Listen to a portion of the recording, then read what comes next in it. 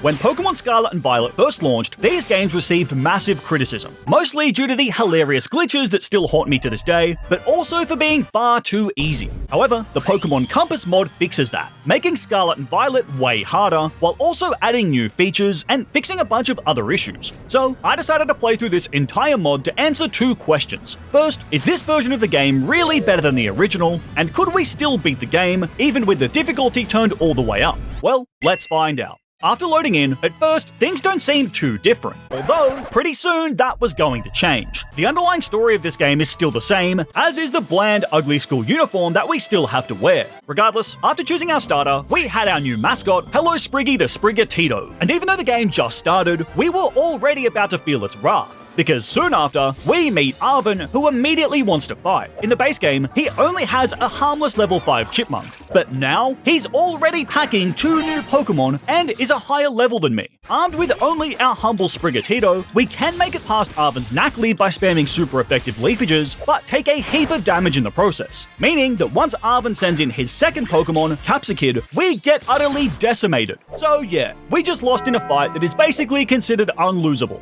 Great. And despite that not being a fight that we actually have to win, even Arven knows how garbage we must be if we're losing to him. Clearly, this game is a lot harder than the original, and I can't afford to take it lightly. So, as we headed through the South Province and into Area 1, I knew that we needed to find more Pokemon. And thankfully, one of the biggest changes in Pokémon Compass is adding even more Pokemon into the game. So, I wanted to hunt for one of these new Pokemon, and it took a while. But after some searching, I stumbled across something incredible: Grookey, the adorable Gen 8 starter who I had to catch. You better drop a like on the video this instant if you're a real Grookey Gang OG. Now we had a duo of grass starters, and as awesome as it is to have found Grookey, I was about to uncover something even crazier, because right after, I found a shiny Eevee! This is so wild! And as much as Eevee did not want to stay in the ball, eventually we caught the sparkly fox. This could evolve into any of the Eeveelutions. So let me know in the comments which shiny Eeveelution you would be choosing to evolve it into and why. Anyway, with our team that now consists of 3 of the most cutest Pokemon to ever bless my eyeballs, we pushed onwards, up the hill towards Mesagoza, where I know that Nemona is waiting for a battle. So the fight begins and... oh my god, she has 4 Pokemon already? Girl, we're on Route 1, and you already almost have a full team? Chill! Despite being outnumbered, I still want to win. Nemona leads with her Quaxly, and since I have Grookey in front, we basically use its stick to bonk the duck repeatedly, as a few Branch Pokes take it out. Nemona follows up by sending in Dunsparce, who I hit with another Branch Poke, and... oh dear, I fear we may be in trouble. Nemona's glare leaves Grookey paralyzed, so I try switching out into Eevee, only to get slammed by an incoming rollout. This slug is about to absolutely sweep through my team. Thankfully though, after landing a yawn, our Eevee clutches up, surviving a hit on only 1 HP, after which Dunsparce falls asleep, clearing Eevee to slap that slug repeatedly until Quick Attack eventually finishes it off. Nemona follows up with her Rockruff, and with Eevee on the brink of death, we're only able to land a yawn before Eevee finally falls. With Rockruff now asleep, Grookey is all clear to start firing Razor Leafs. But once the puppy wakes up, Nemona starts spamming cheesy accuracy moves like Double Team and Sand Attack. Are you kidding me? It's the second fight of the game, and we're already coming up against garbage like this? Lord help me. Anyway, after eventually landing a second Razor Leaf, Rockruff goes down. But Nemona instantly gets the trade onto my Grookey, leaving us in a 1v1. I try boosting my attack with Hone Claws, but Pawmi responds with Nuzzle, crippling my Hello Spriggy with paralysis. Still, a Leafage brings Pawmi just below half health, and as Thundershock puts Sprigatito on the brink of death, we are absolutely dead on the next turn. So we need this attack to land, and... it does! Leafage connects, just finishing Pawmi. We had finally gotten our first win of the game, but that was insane. If these early game fights are already making me sweat this much, just how insane are the fights going to be later on? I'm terrified of what's ahead, but for now, we're clear to enter Mesagoza. And these cutscenes are all business as usual, although regrettably, not even this mod can fix the 5 FPS PowerPoint presentation quality of the students sitting in the classroom. Regardless, just like the base game, after being given our 3 main quests, we're finally free to roam Paldea. And already, there are a bunch of improvements to the game that are immediately noticeable. For example, the map now shows you the level of the Pokemon in each area, which helps you avoid doing what I did in my first Paldea playthrough of accidentally ending up over-leveled for certain fights. On top of that, the Terra raids are now way better. Not only are there way more raids active on the map and with new Pokemon inside them, but the NPC allies you get paired with now aren't the total liabilities and garbage bags that they used to be. Anyway, there's even more new features that I'll cover later. But for now, we need to talk about our very exciting sponsor, Maribo Go. Maribo Go is a brand new game that combines the fun of pet catching and battling with other survival-based elements like player combat, base building, and exploration. There's over 100 pals for you to collect, with designs ranging from adorably cute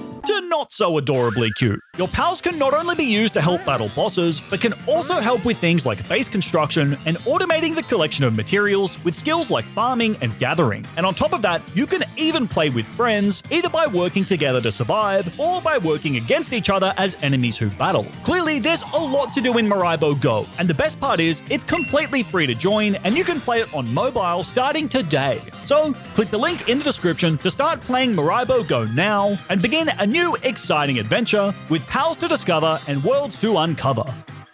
Our immediate focus is obtaining our first gym badge from the Bug-type leader, Katie. Her usual team is pretty pathetic, but I'm certain that Pokémon Compass is going to change that. So I went exploring to try and find some new Pokémon, and I was able to find some incredibly cool stuff, like Charcadet, Rowlet, and Basculin. On top of that, I was also able to find Froakie, Dreepy, and Fuecoco, some of my favorite Pokémon once they evolve. Honestly, it's great to be able to catch so many new Pokémon. It almost makes this feel like a completely new game entirely. Anyway, after training up our new Pokémon, evolving some of those starters in the process, I entered the town of Cortondo, ready to tackle the gym. Now, under my rules, I can only bring an equal number of Pokemon against the gym leader to make this a fair fight. I'm also playing on set mode, can't overlevel my Pokemon, and can't use any items in battle just because I'm a sucker for pain who wants to make an already difficult game even harder. So, since Katie uses 4 Pokemon in this version, I assembled my best quartet of powerhouses before stepping up to face the Bug-type Baker. Katie leads with a harmless little Venonat and...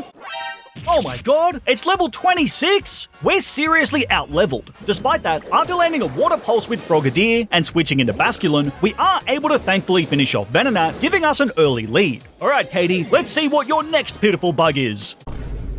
Are you serious? It's only the first gym, and we're already dealing with fully evolved Pokemon with stats like this? Vespiquen is such a tank, and our Aqua Jets barely do anything. As such, Basculin is quickly slaughtered by Bug Bite, and despite Dartrix having a decent matchup here, we're so outclassed by Vespiquen that it somehow manages to claim another kill. This thing is such a menace. By now, our team had been torn to pieces, and while I can eventually finish Vespiquen with Frogadier's Water Pulse, our team is just too weak to hang on, as the incoming Masquerain instantly executes our Frog, followed by Charcadet on the very next turn. Yep, yet again, we had lost. But we didn't just lose, we were annihilated, not even making it to Katie's final team member. Pokémon Compass was slapping me, stomping me, and spitting on me in a downright disrespectful manner. Clearly, it was time to get serious. So, I leaned forward in my gamer chair before heading back out, solely in search of new Pokemon that could help us take down Katie. Our first new recruit is Scyther. Not only is it powerful, but it's also part flying, giving us the type advantage. Then, I set my sights on catching both the Choodle and Phanpy. While neither of these are overwhelmingly useful right now, that's about to change, as both of them evolve in their early 20s, giving us access to the powerhouse Pokemon Dreadnought and Donphan. So, with our freshly upgraded team determined, I once again returned to Katie in search of revenge. And this time, things would be different. Despite having a horrible start, whereby Donphan instantly gets confused before hitting itself twice, and then missing an attack, our armored elephant still manages to finish Venonat with Rollout. And while Katie quickly picks up the revenge kill with her Masquerain, it's here that our Dartrix can hit the field and...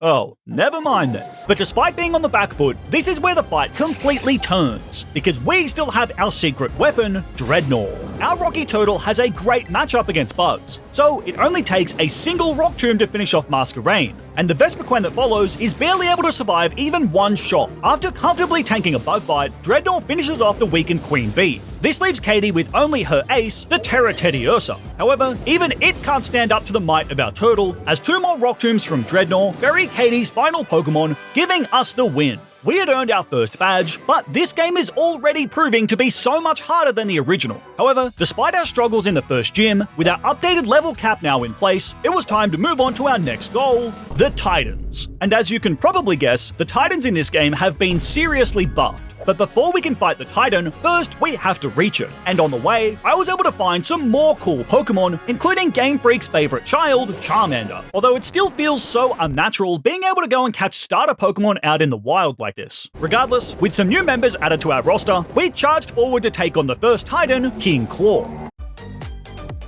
Surprisingly, the first phase of this Titan fight isn't really that hard. It only takes 2 water pulses from our Frogadier to drown out Claw. However, after Claw pauses for a Herba Mystica snack break, the second phase begins. And this is where the Titan fights get real, because our water pulses that previously did enormous damage now barely do anything. Besides the power boost, the Titans now also have held items, as well as new, powerful moves, making this much more of a challenge than the original games. Despite that, it is still a 2v1 since we're teaming up with Arven. So, while Claw does utterly annihilate our Frogadier, as well as Thwackey in a single shot, we're still able to gradually chip away at the Titan before an onslaught of bulldozers from Donphan sends the Titan straight to its crabby grave. With that taken care of, we've collected the first Herba Mystica and can now move forward into Artisan Town, home of the grass-using gym leader, Brassius. And while our fight with Katie was surprisingly tough, this fight with Brassius is a very different story, because our Scyther is such a hard counter to grass thanks to its bug-flying typing. As a result, we can just spam Wing Attack to wipe through his first 3 Pokemon no problem. And while his Ace Sudowoodo does survive a hit to KO our Scyther, from here, Grimer cleans up the fight with Poison Fang, giving us a very straightforward second badge. Sorry Brassius, even on a higher difficulty, you're still absolutely garbage. Anyway, after hunting down and catching an OG Tauros, we headed back over to the other side of Paldea, where, after also finding an adorable little Hisuian Growlithe, we charged up the mountain, ready for our showdown with the second Titan, Bombardier.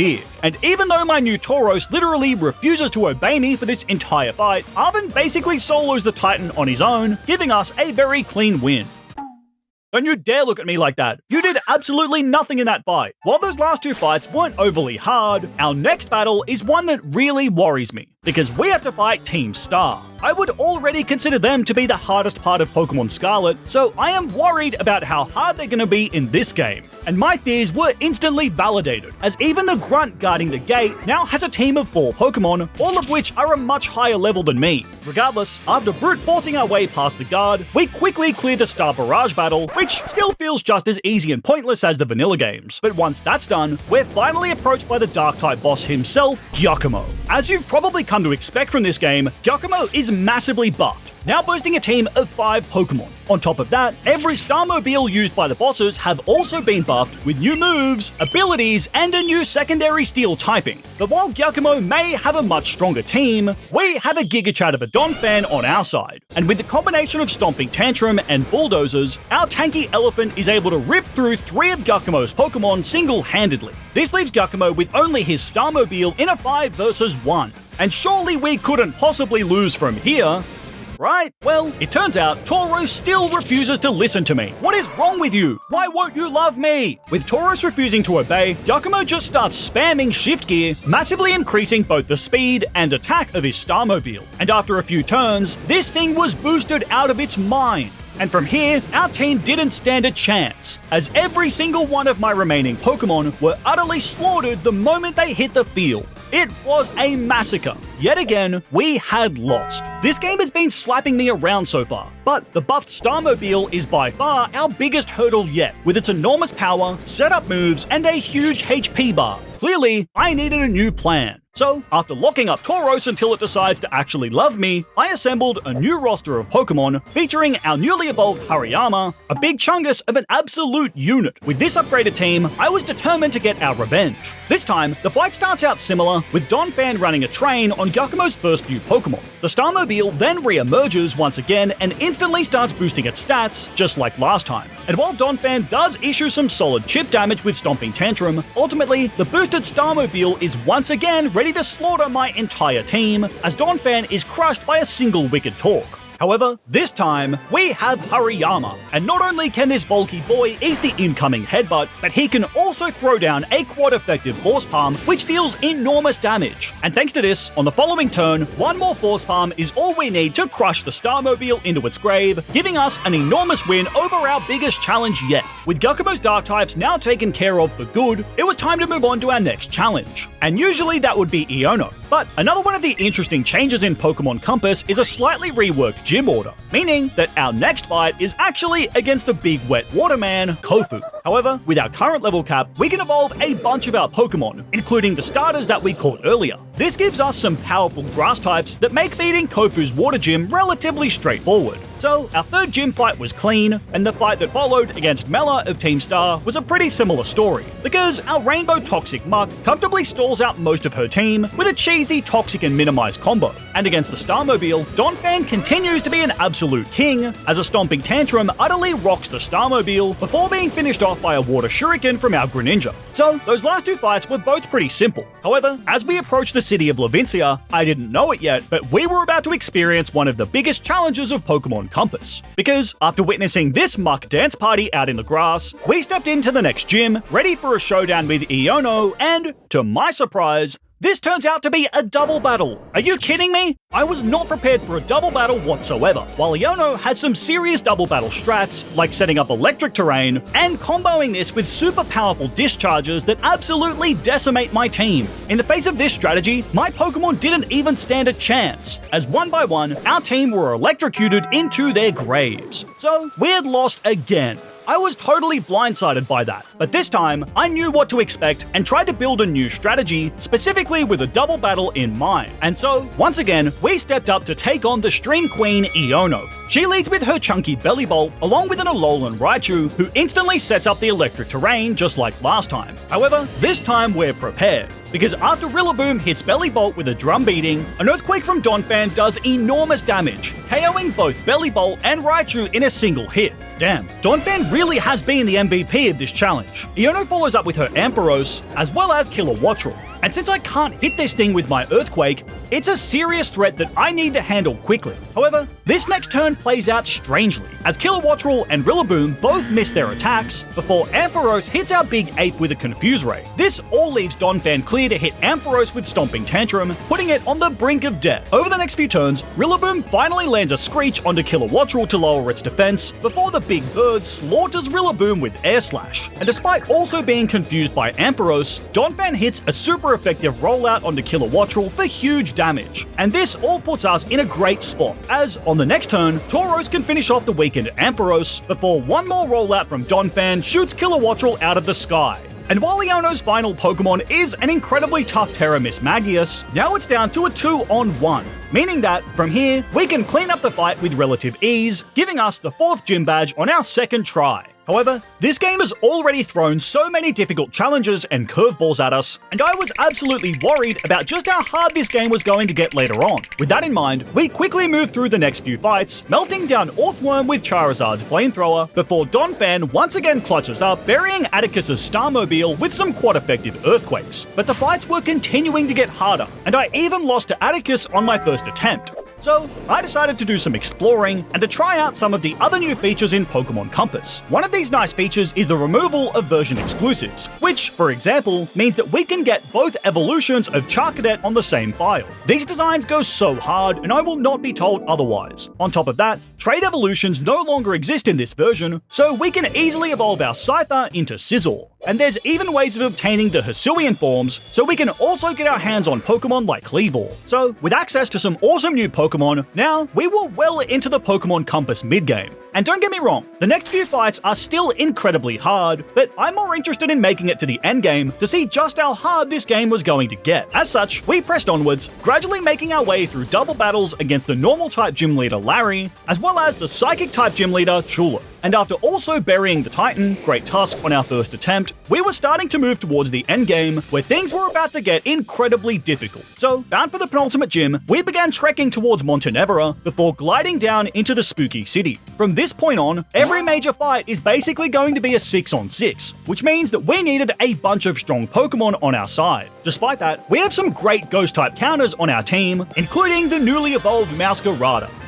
They grow up so fast. Regardless, I was feeling pretty confident as we marched onwards to the gym. However, once we arrive, we're interrupted by Nemona, our rival who has decimated me almost every single time we faced off. Although, our team is a lot stronger now, and I was determined to defeat her. But Nemona is not messing around, leading with Lucario. This is a terrible matchup for Masquerada, so we hit a quick U-turn into Ceruledge, whose ghost typing lets us ignore the incoming close combat. On the next turn, Lucario hits a Meteor Mash, but Ceruledge tanks it pretty comfortably before boosting up its attack with Swords Dance. And this means that on the following turn, it only takes a single Bitter Blade to wipe Lucario off the map, while also fully recovering our health back. This fight had started out perfectly, and I was determined to keep up the momentum. However, then Nemona sends out Garchomp. This team is giving me some serious Cynthia PTSD right now, and I was absolutely right to be scared of this demon, because instantly, a crunch from Garchomp executes our Ceruledge in a single shot. I tried following up with Sizzle, who can land an Iron Head, but ultimately falls to Garchomp's Rough Skin ability. But Garchomp still wasn't done yet, because after crippling Masquerada with Dragon Claw, even a super effective Play Rough still isn't enough to finish this monster. Nemona then decides to switch out her Garchomp, but the damage has already been done. With our team ripped apart by a single dragon, we just don't have enough firepower left, and so our team was quickly finished off. That was an utter beatdown. We only managed to KO 2 out of Nemona's 6 Pokemon. Having taken pity on my pathetic performance, Nemona still lets us progress. Although, all that confidence I had earlier?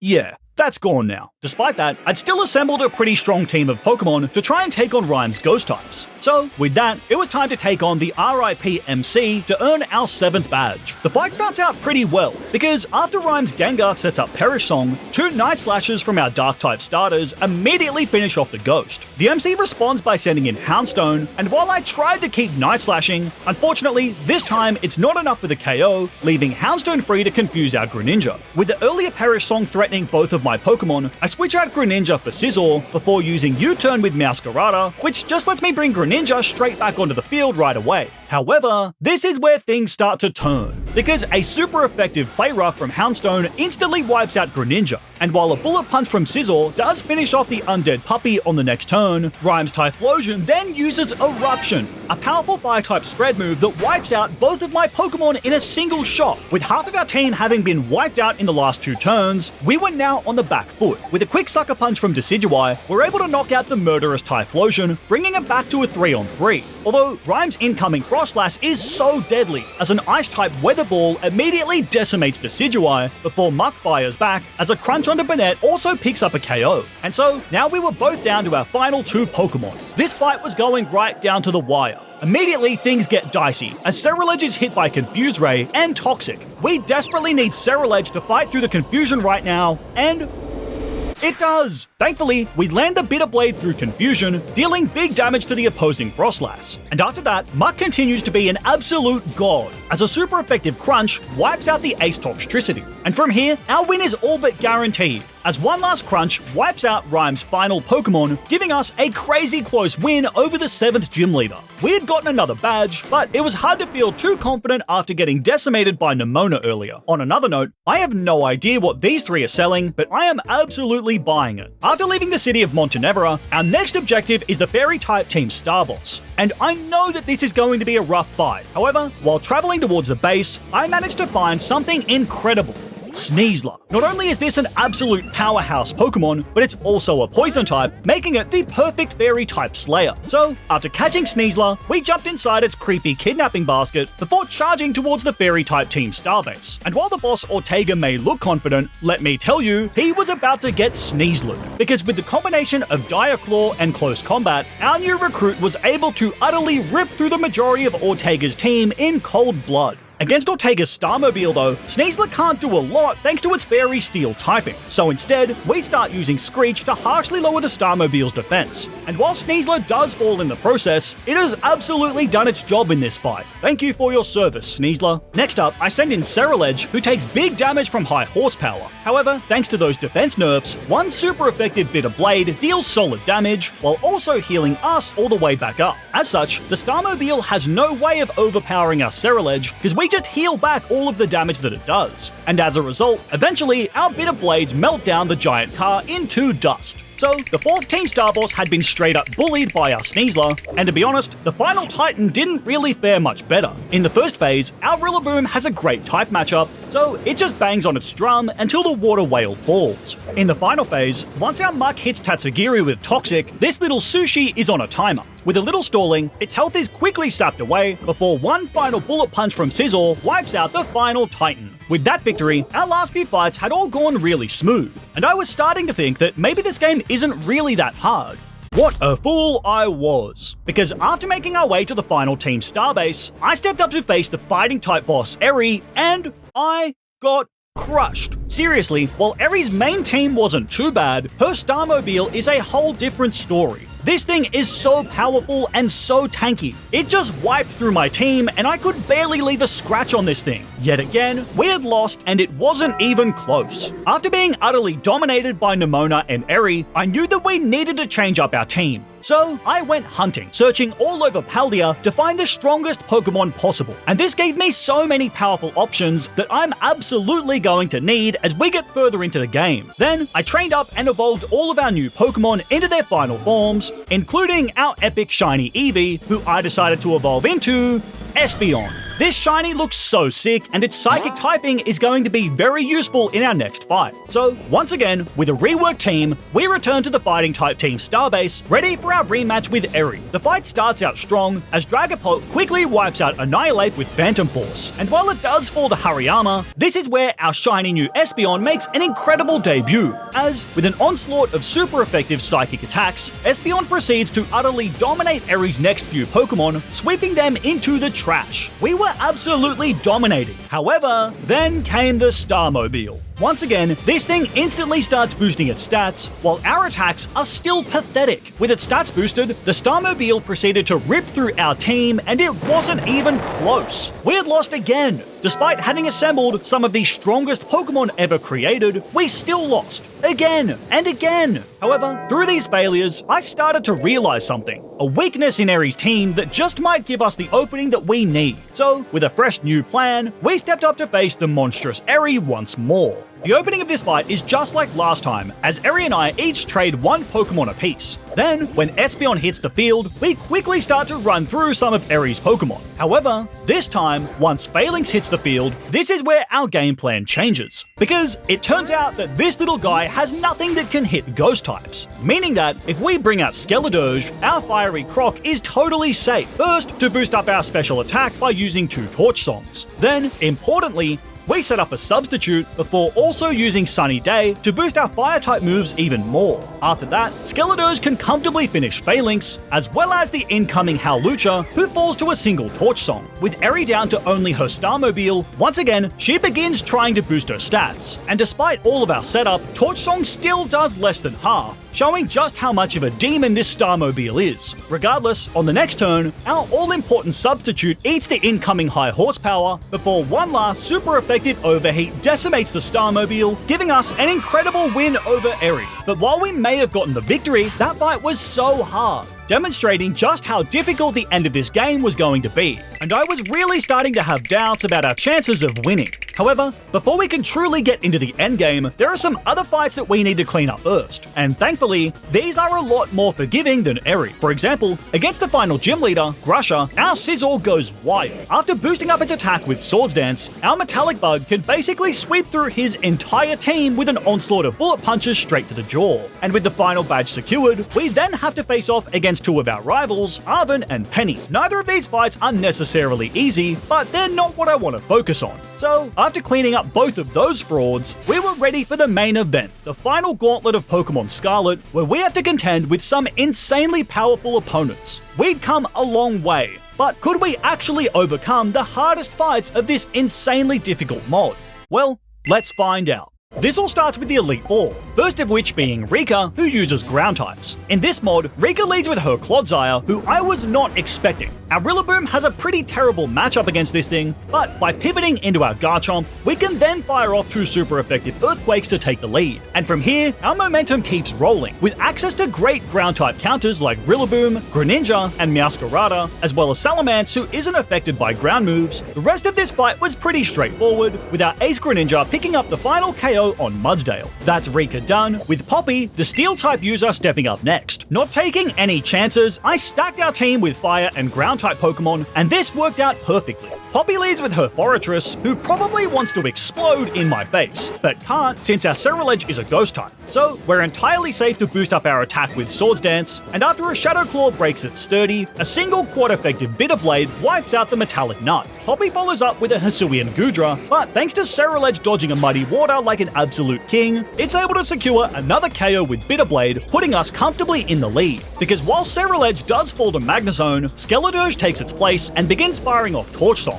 2 of these are enough to KO Magnezone, and with +2 special attack, our momentum really started to roll, as a barrage of boosted Torch Songs begin to rain down, quickly melting the rest of Poppy's Steel types down into a metallic goo. But despite having just tormented a literal child, next up is Larry. And this is where things get serious, because Larry begins the fight with a Gyarados, and it wants blood. I tried leading with my Donphan to set up Stealth Rocks, and I know that I can at least survive one hit thanks to Sturdy. However, Gyarados uses Waterfall, which not only does big damage, but also causes me to flinch. As a result, Donphan quickly goes down on the following turn, and to make matters worse, Gyarados gets an attack boost thanks to its Moxie ability. A boosted Gyarados is utterly terrifying, and I was absolutely right to be worried, because this thing then proceeded to absolutely sweep through 5 of my Pokemon. While I am able to finally KO Gyarados with my last Pokemon, by now it's way too late, as Larry just follows up with his Charizard, who quickly finishes the fight, handing us our most dominant loss of the entire challenge. I mean, this guy has a Gyarados and a Charizard. Larry is basically just Lance at this point, but I wasn't going to give up.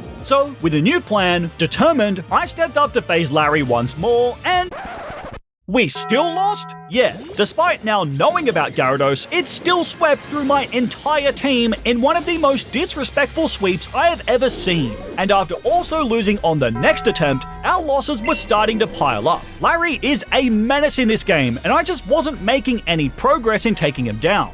At least until this attempt, because this time, things would be different. In one of the greatest comebacks of all time, the king is back. This time, Gyarados tries to set up a Dragon Dance on turn 1, allowing Donphan to land a big Thunderfang. Although, Gyarados' Wakan Berry lets it escape certain death. However, on the next turn, Donphan's Sturdy means that we just survive a Waterfall on 1 HP. And thankfully, this time, Donphan doesn't flinch, as one more Thunderfang finally executes the deadly Gyarados. This is easily our strongest attempt yet, and it was only going to get better, as Larry's next flying type is Tropius, a Pokemon with bananas on its chin. Tropius really isn't much of a threat, so after chipping it into low HP, I bring in our Nintendog, Hisuian Arcanine. After using this window to set up a Stealth Rock, Arcanine gets whirlwinded out of the arena, but after our incoming Dragapult sets up a Dragon Dance, one more Dragon Darts cleanly picks up the KO. Larry's Charizard is next, but it immediately gets torn to pieces by Stealth Rock before Dragon Darts claim yet another victim. Now we were comfortably in the lead, as Dragapult can handle Larry's next 2 Pokemon, leaving him with only his ace, Dragonite. Oh my god, Larry really is Lance. This Dragonite is so deadly, instantly picking up the kill on both my Espeon as well as King Donphan. However, our team is still in pretty good shape, because after Arcanine hits a big Stone Edge, Dragonite is left on the brink of death, and with one final Ice Shard from Weavile, we claim the final KO and had finally overcome the utter demon that is Larry. But after having struggled so much in that fight, I was even more worried about having to take on the Dragon-type Master, Hassel. Although, in the end, those fears weren't really warranted. While he does have plenty of strong Pokemon, with some smart switches, we're able to keep our team relatively healthy, while gradually wearing down Hassel with Weavile, as well as our very own dragons. Despite his ace being an insanely powerful Baxcalibur, an outrage from Arcanine is all we need to wipe out the Pseudo-Dragon, giving us the win. With the final Elite Four member crushed, now our final challenge of the Pokemon League was waiting. The champion, Geeta. In the base versions of Pokémon Scarlet and Violet, Geeta is a pretty awful champion. However, in the Pokémon Compass mod, she's still pretty bad. Her Gastrodon lead is quickly overpowered by Garchomp's Earthquake,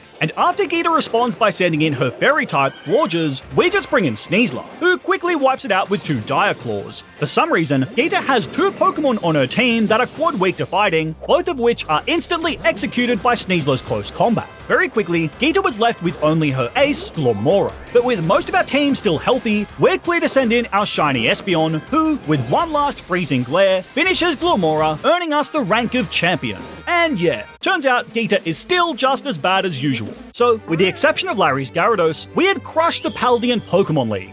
However, the two toughest fights in the entire game still remain.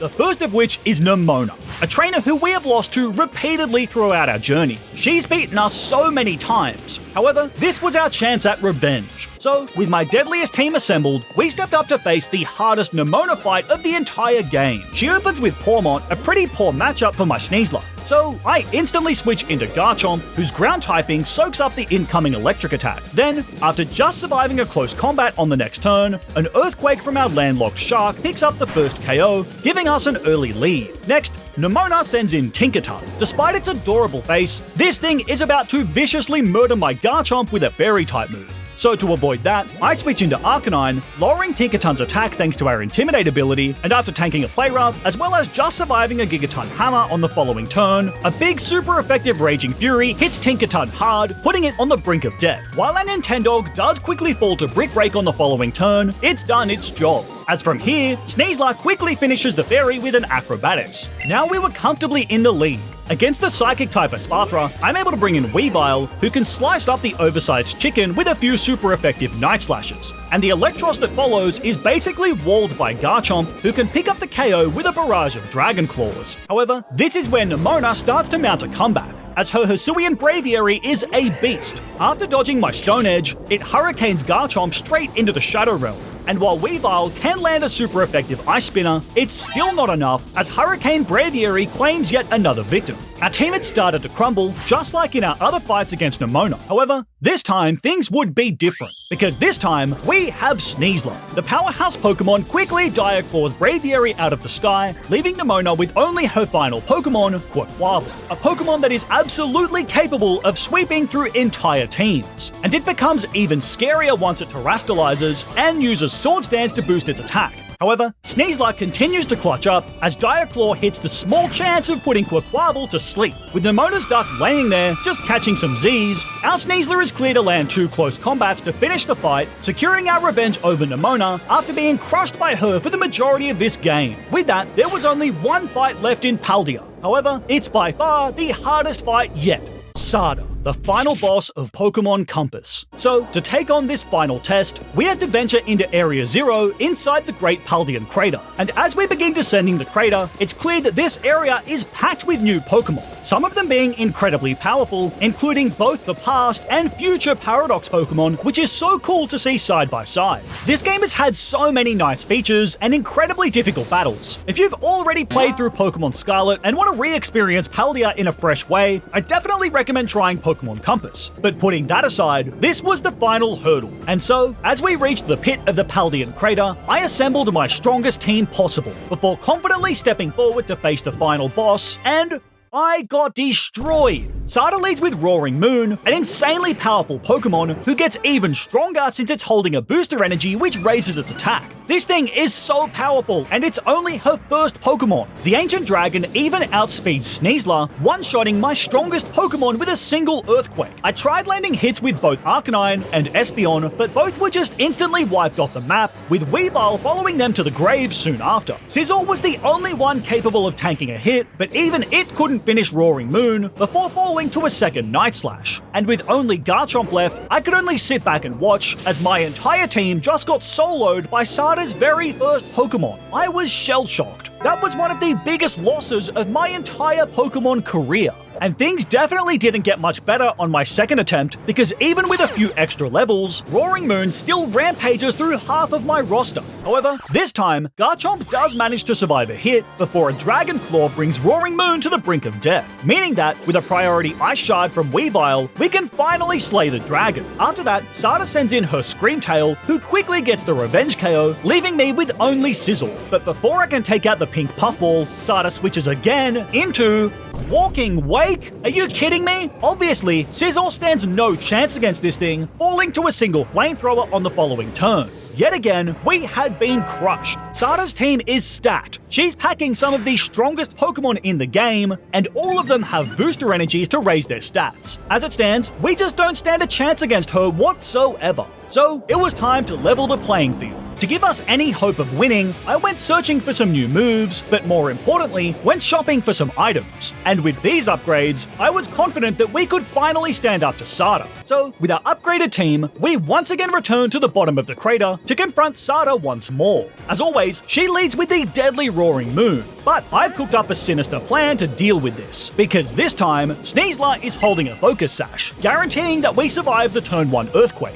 And this gives us the window that we need to fire off a big close combat, crushing the Ancient Dragon in a single shot. Against the incoming Screamtail, I immediately switch into Scizor, who is a great counter against the Psychic Fairy. After easily tanking a hit, Scizor lands a super effective Iron Head for enormous damage. But it's not enough for the KO, allowing Sada to switch out her Puffball, once again bringing in Walking Wake. We know from last time that this thing is about to Flamethrower our Scizor, so I use this as an opportunity to switch out into Garchomp, who easily eats the incoming Flamethrower. And since Garchomp is holding a Choice Scarf, I know that we're going to be faster. So hit Walking Wake with a Dragon Claw, and it just hangs on. Regardless, Sada decides to just set up the sun, and while I was hoping to finish off Walking Wake with one more Dragon Claw, unfortunately Sada switches back into her Screamtail, who isn't affected by Dragon moves thanks to its Fairy typing. I'm still locked into Dragon Claw by the Choice Scarf, so have to switch out. But thankfully, Scizor is still such a good counter for this thing. After our Steel Bug tanks a Drain Punch, one last Iron Head is all we need to finish Screamtail, and on top of that, the Fluttermane that follows is so physically frail that it only takes a single priority Bullet Punch to knock Fluttermane right into its grave. After also landing an Iron Head onto Brute Bonnet, our Scizor finally goes down, but it's done more than enough. As from here, Weavile can finish off the weakened Brute Bonnet, and our shiny Espeon quickly handles Slitherwing with Freezing Glare. This leaves only the already weakened Walking Wake, who, with one last Freezing Glare, is sent to its grave. And with that, we had finally beaten Sada and conquered the insanely difficult world of Pokémon Compass. Jump into this video next for more Pokémon content, and leave a like on the video for our glorious MVP Donphan. Take care, and I'll see you in the next video.